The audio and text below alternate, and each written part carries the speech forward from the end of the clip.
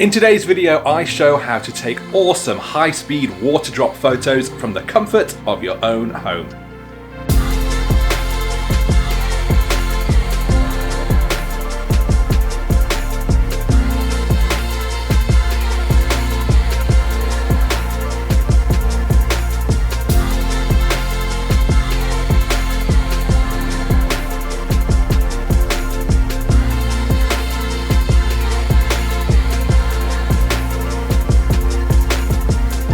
So you've probably seen those amazing photos of water droplets coming into a pool of water and splashing up and making amazing shapes. I certainly had, and I thought they looked really cool and I really wanted to give it a try.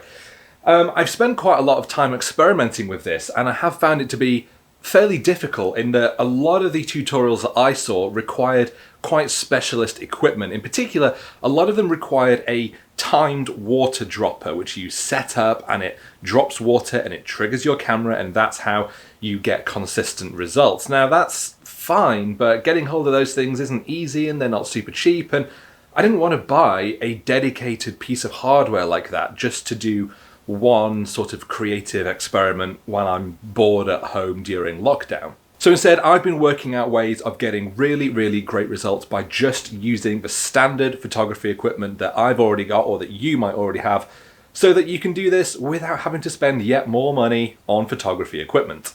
But it has been a bit of an awkward setup. I've taken thousands of test shots. I'm not going to take you through every single thing I did right and wrong. I'm just going to cut to the chase and tell you what I found out and take you through my setup over here. Okay, so let's start with the camera itself. It is my Canon 5D4 with a 100mm macro lens on there. You definitely will need a macro lens of some kind to get the shots because they are close up. You are going to need those close focusing distances. So next up is your pool of water. Now in this case, I've just used a standard baking dish. They're great for lasagnas, great for shepherd's pie, and apparently great for water droplet photography.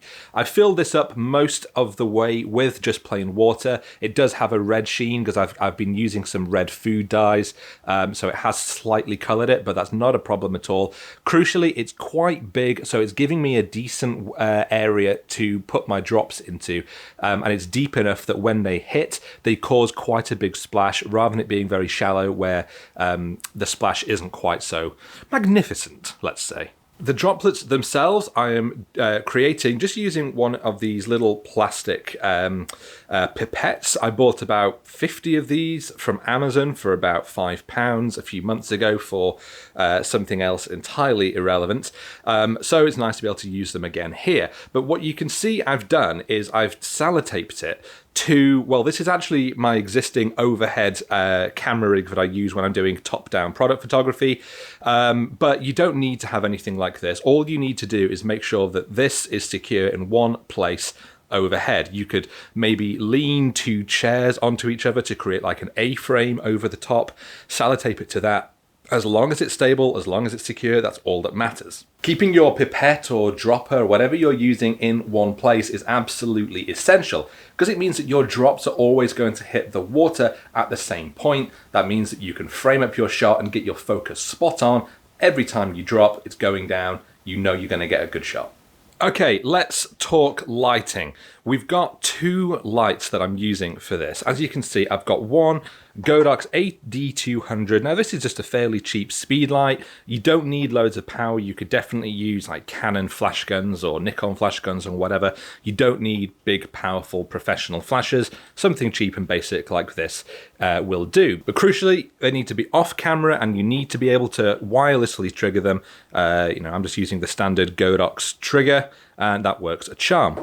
Now this light off to the side is what's going to be lighting up the drop. As this drop splashes up here, this light comes across, lights up that droplet and really carves it out from its background. Oh yeah, this is all mucky. You can see how many tests I've been doing. This is looking gross. Now the other light, this one is a little bit more interesting. This one, as you can see, is currently pointing away from the scene straight at this back wall. Now this one's taken quite a lot of experimenting for me, because at first I had this sort of pointed more towards the water, trying to light up the whole scene, but actually I found a much better way is to use this whole wall, this empty white space. Now basically what I'm doing is I've got my camera at an angle that it is seeing the wall reflected in this water. That means that when this lights up with this flash, what we're seeing is a lovely lit up reflected wall here. That gives a beautiful soft light. That means those ripples when the water splashes are really nicely lit, and you also get some nice color toning coming from this.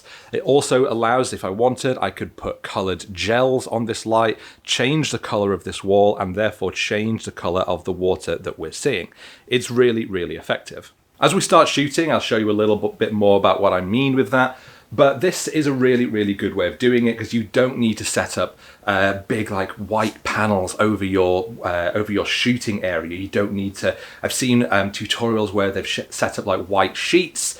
So you don't necessarily need to do that. If you have got a plain white wall, you can do exactly this. Or if you don't, maybe just a big piece of white paper, lay it sort of nearby and fire the light at that. Crucially, you don't fire the light at your water, you reflect that light from something else, and it works really, really well.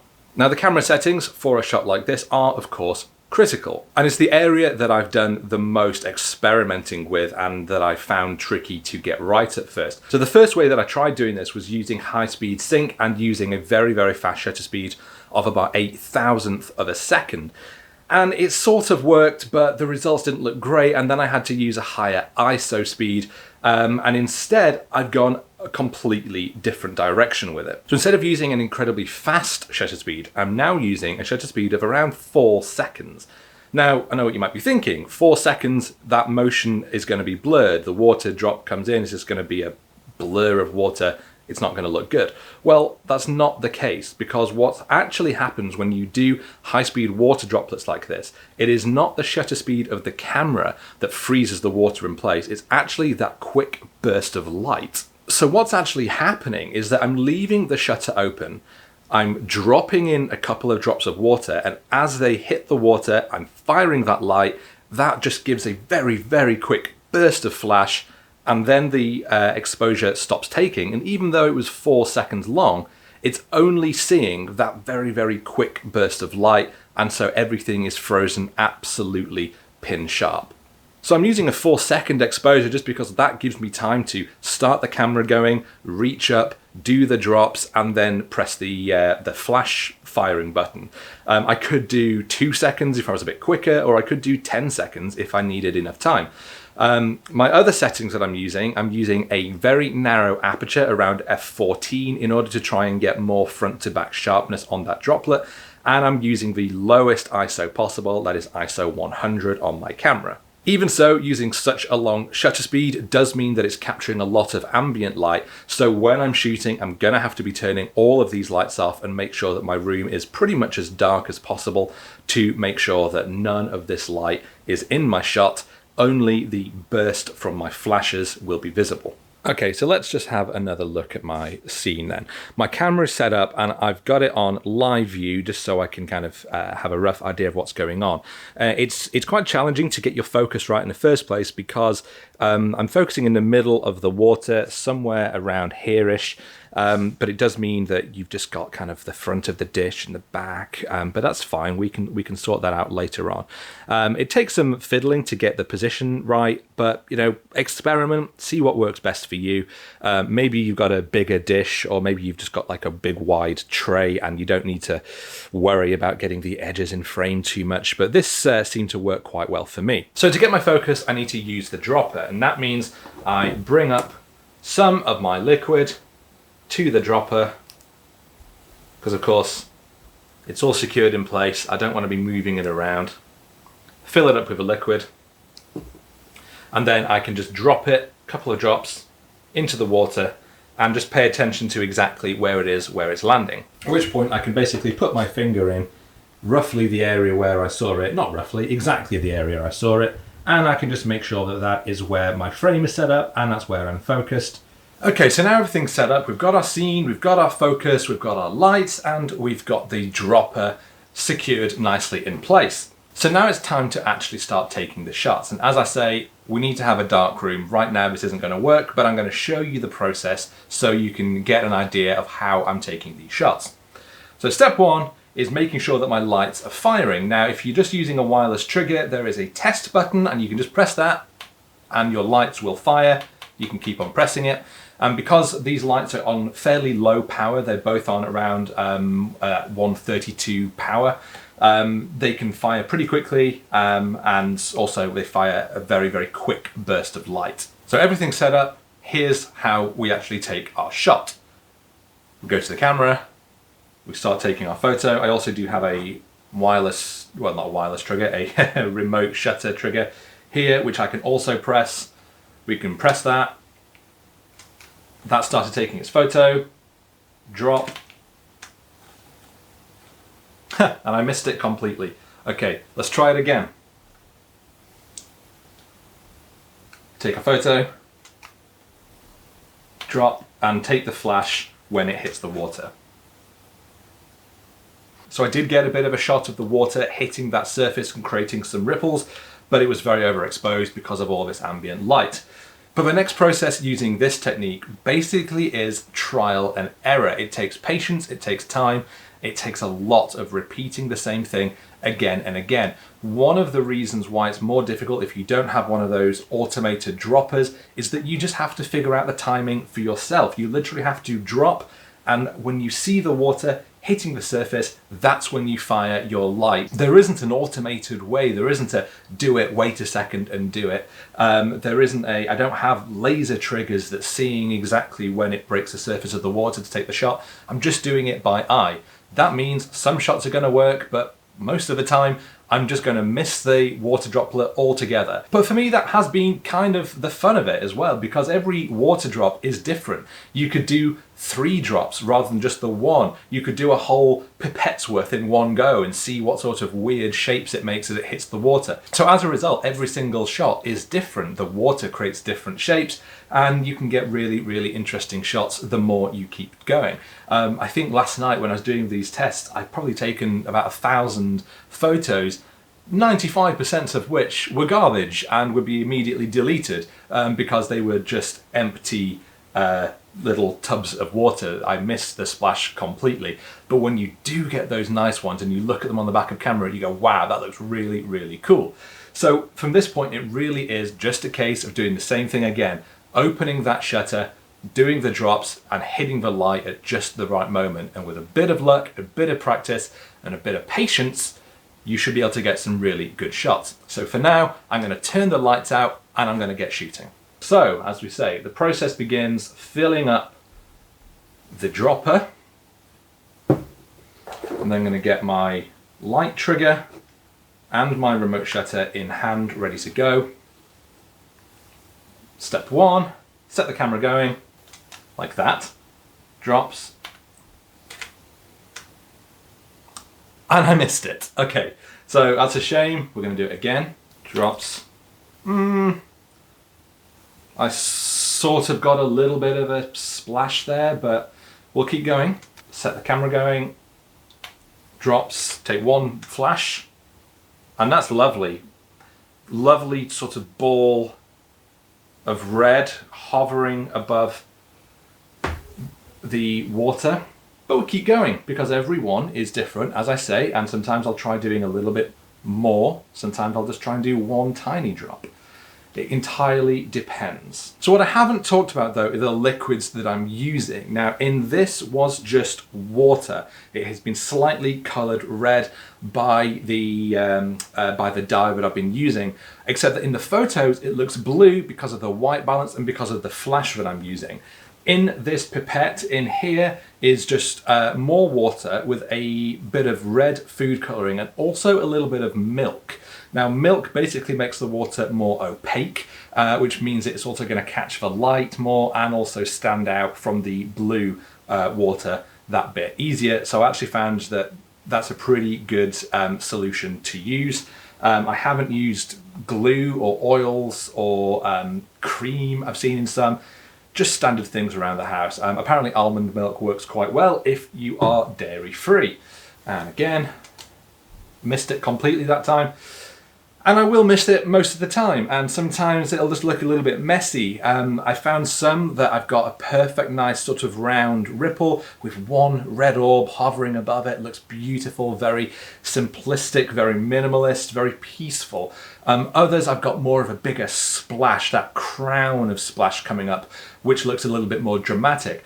I love both, and I love the fact that every single time I do it, I get a completely different shot. No two are alike, they are all unique, and that's really exciting. So what I'm going to keep doing is just doing this again and again and again as many times as basically until I get bored. This is probably a good thing to do on a weekend when you've got maybe a whole day free, or half a day at least. Give yourself a few hours, set something up, experiment with this. I'm also going to try putting gels on my light. I'm going to try getting different color effects.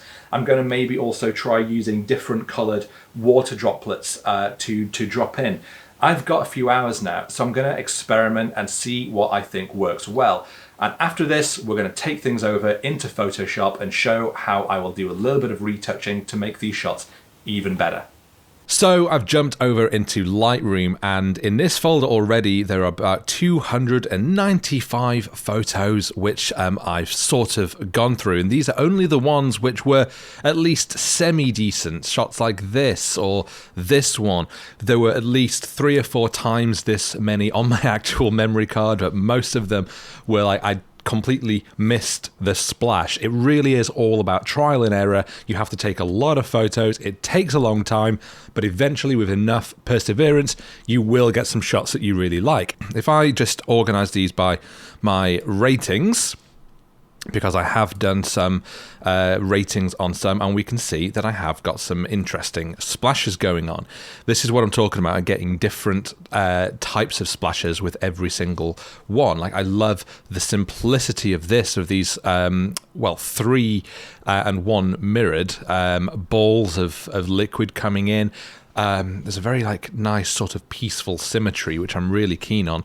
I really like this. Again, very symmetrical, very clean. The focus is pin sharp on here. If we have a look through, I did a couple with some green, which I quite like, and I've done a couple of crowns as well. And I've done a little bit of tweaking to this. If we just have a look at the original RAW, you can just see basically brightened it up, added a little bit of clarity for pop.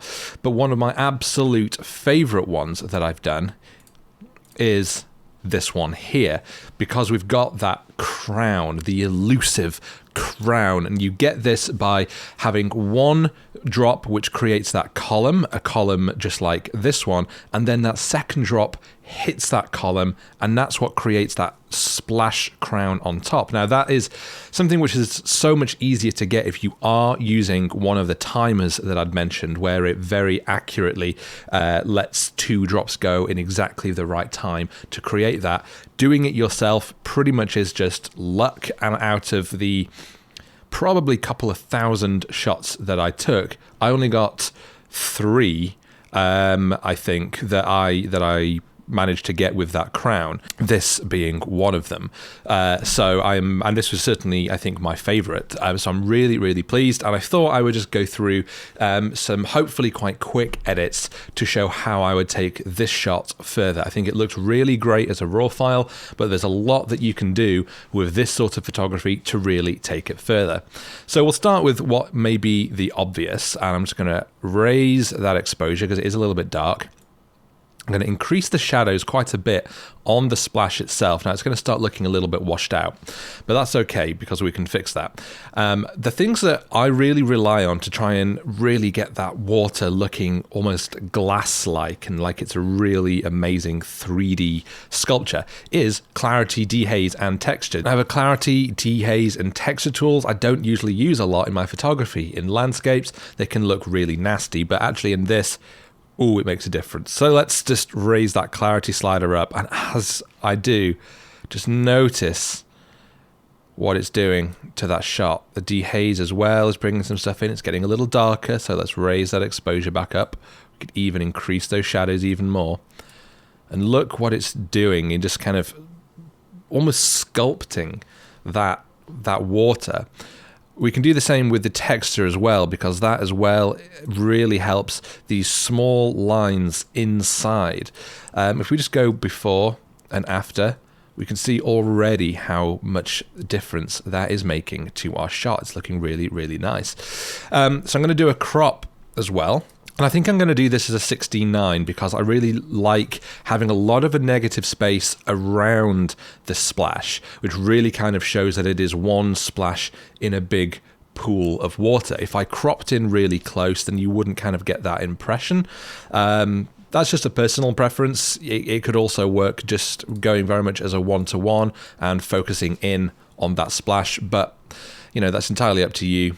Do what you think works best for your own shot. For me, I do like a 16:9. So maybe not quite the whole way, but I very much want this splash to be in the middle.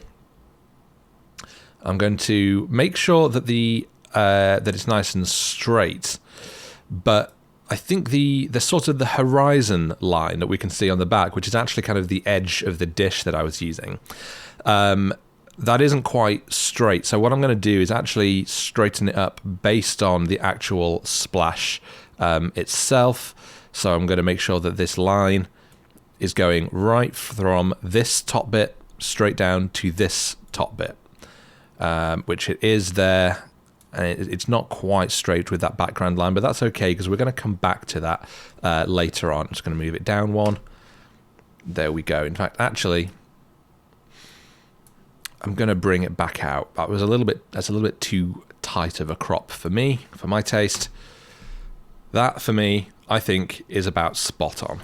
So at this point, I'm not going to do anything more in Lightroom. Most of the stuff that I really want to do to this image, actually, that's not true. It's not true at all. One of the things that I found really helpful is using the HSL panel, in particular the Luminance, because I want to make sure that this red of the splash is really standing out against the blue. And so we can just grab the red channel in Luminance and basically make the reds lighter. And as I do, I'll just pulse that up and down. Look how much that red is suddenly really popping out from the background. It's adding in great detail.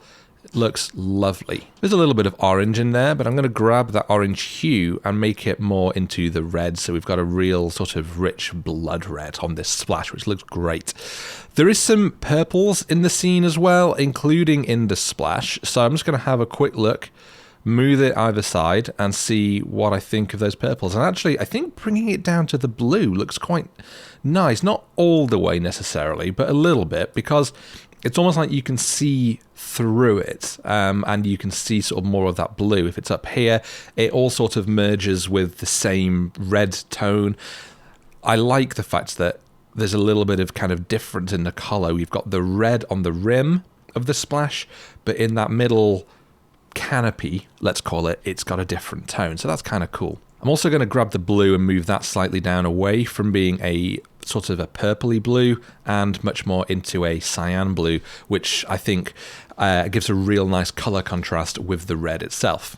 So now we're going to go edit in, Photoshop, and we'll take it over there. So in here, what I really want to do is start out by neatening up this scene, because it is a very, very beautiful, quite tranquil image with this nice sculpture in the middle, but we've got a lot of debris in the water. We've got some bubbles, and also I think because the pan of water I was using had been there for quite some time, we've just got bits of dust, maybe even cat hairs, and things going around. So I want to neaten up all of this water just to make the scene look very calm and peaceful.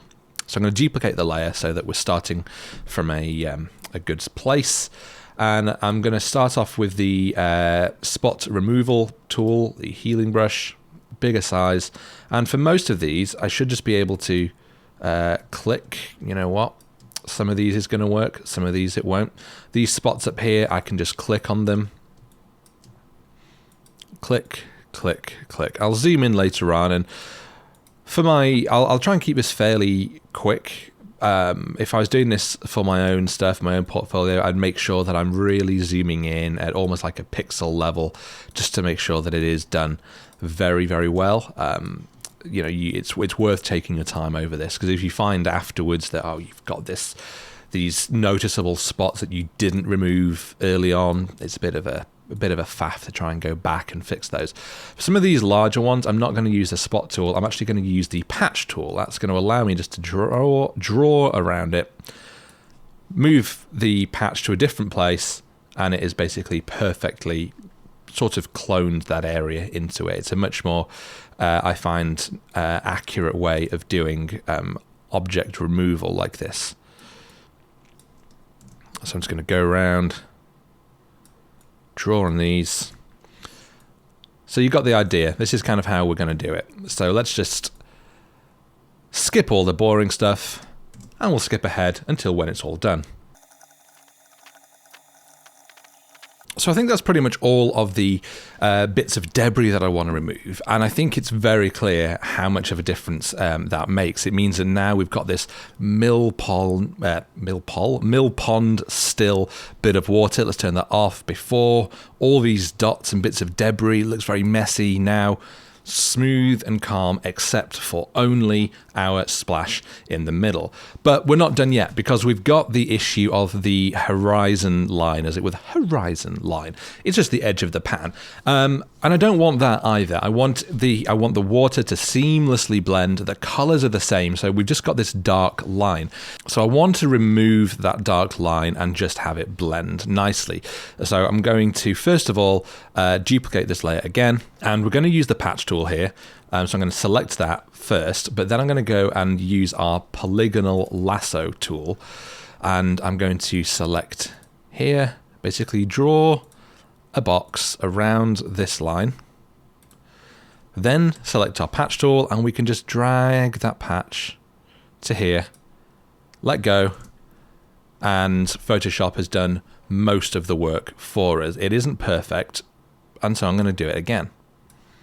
Something like this, use a wider area. That's just going to help it blend a little bit better. I might do the same here. And that is pretty much all I would want to do. I'm pretty happy. There are some bits that don't look great, and with a bit more time I could perhaps fix those. I might even go in and use the brush tool. I might choose a color, get the brush, use a low flow of maybe 2%, and just sort of paint a little bit to kind of even out those tones, which I think is maybe going to help. I could do the same here, just a little bit. But then we do exactly the same on the other side. We use the lasso.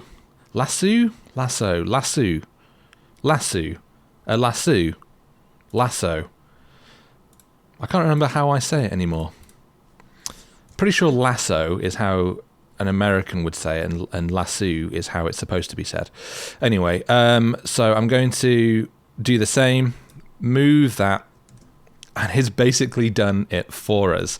It is a really, really powerful way of removing objects, and you can use that on shots like this. You can use that to get rid of horizons if you're doing like a long exposure of a lake, and you want to get rid of some things in the distance. You want that really nice, peaceful, serene scene. It's a really, really good way of doing it. We could maybe, it's difficult to tell, because for me on my Photoshop, I often get quite a lot of color banding, where you get those sorts of weird color lines and artifacts that look a bit weird, but that actually doesn't show up in Lightroom, and it doesn't show up in the finished image. So it's just how Photoshop seems to display for me. I don't know why. I've got it set to the right mode, but there we go. That is basically my shot finished in terms of cleanup. Now, there are some other things that I would like to maybe try on this. While we're here, why not? Let's give it a go. I'm going to duplicate that layer again, and I'm going to go into Filter, Camera, Raw, Filter, and we're just going to play around with adding a little bit more clarity. So in Camera Raw, we don't get that banding, and so I can see that we've got a really nice smooth edge here. It's pretty smooth over here. There is a slight dark patch over here, which again, I would just use the brush tool and paint that out. I won't show you. You've seen how I do that. We're focusing on the splash here. So I'm going to increase the shadow. I'm going to increase that clarity again. So we're getting like double clarity now on this splash. And what about that texture? Yeah, let's boost that texture a little bit. Maybe boost the whites. I think that's looking pretty good.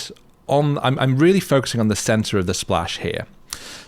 And you might think this is really overdone on the whole thing. It now looks a bit too much, and you're absolutely right. So I'm going to press OK. So now in this layer, I'm going to create a layer mask. I'm going to invert that layer mask so it's not showing. And then using the brush tool, oops, wrong thing.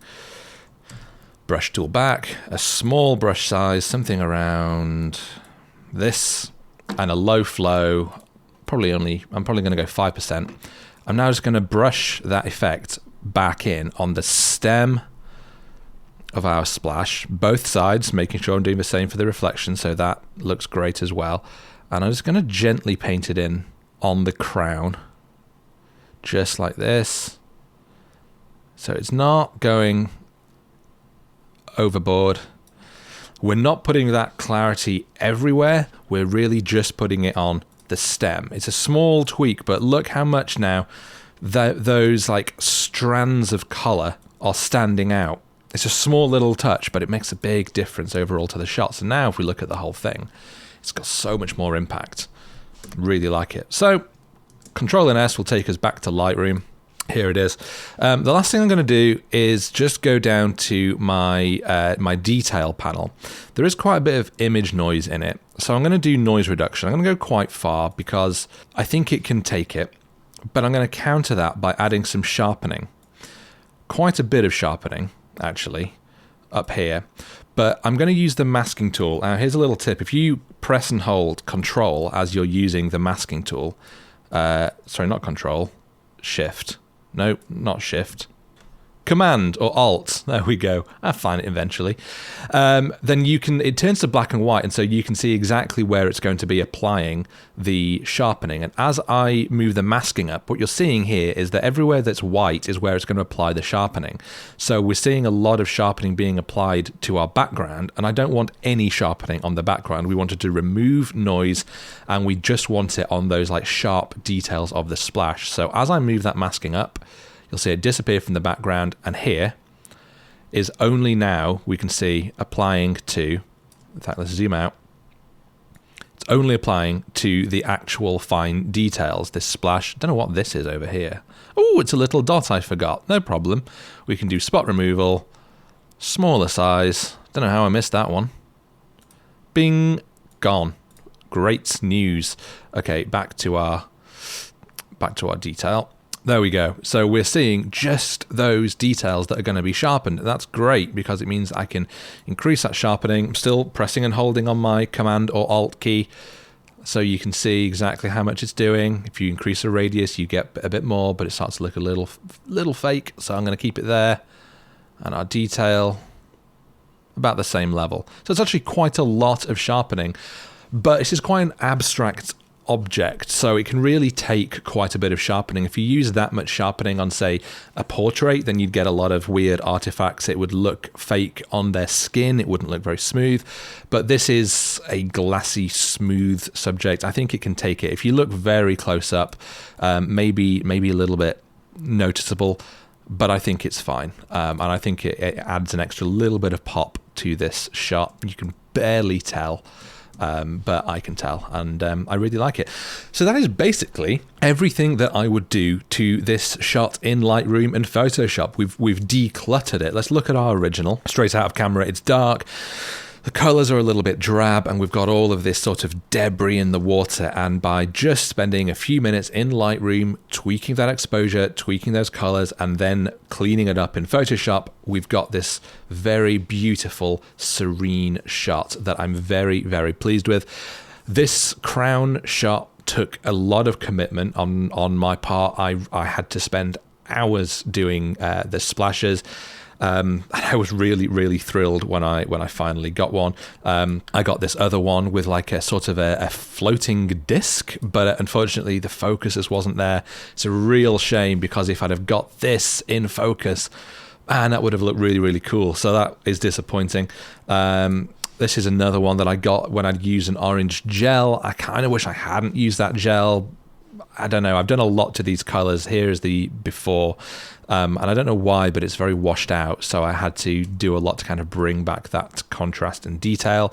There was one more which clearly I haven't put a star rating to yet, and that would be this one here. Again, we've got a lovely crown, we've got lots of this nice orange sort of purple detail coming up in the splash, more contrast because of the bigger ripples in the water. Unfortunately, the crown itself is quite wide, and so we haven't really got great focus on there. Now, this is the first time I have ever tried water droplet photography, and frankly, for a first attempt, I'm really pleased with the results I've got. But if I'm being really nitpicky, that isn't in focus. It doesn't look particularly sharp on screen, and so I wanted to keep on going until I got one that I was really happy with, and that is this one. This is my wow, I have done a good splash photo, and I'm really pleased. And hopefully that has been really helpful to see how I would go about taking this shot at home, just using regular equipment. I'm not using dedicated timers, I'm not using dedicated triggers or anything like that. I am just using a pipette sellotaped to something over a little bath of water and using very standard camera equipment. If this video has been helpful, do please make sure to hit that like button. It really does help my channel. Leave your thoughts in the comments below. If you are not a subscriber to my channel, do please consider subscribing. I've got some more stuff coming up, both the things that you can do at home if you are not able to travel, because who is right now, and also I'm hoping to be able to do a lot more stuff out and about in Scotland, so just as soon as I'm allowed. So please do subscribe, stick along for the ride. But that's it for me for now. Thank you so much for joining, and I will see you next time.